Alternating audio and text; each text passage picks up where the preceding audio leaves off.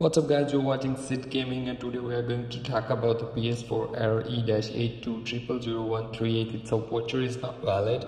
So when you try to redeem a codes on your PSN account in your PS Store and then you just get the error, the voucher is not valid.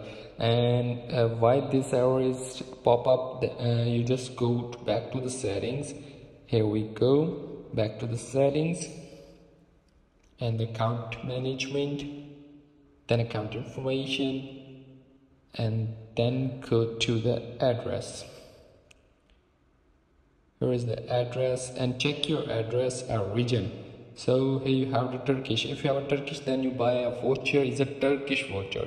If you have a US PSN account, then you buy a US voucher. If you have a UK, then you buy a UK. If you have a Middle East, then you buy a Middle East voucher account. Then it will be redeemed on your PSN account. You must buy a same voucher on a same PSN account, country and a region.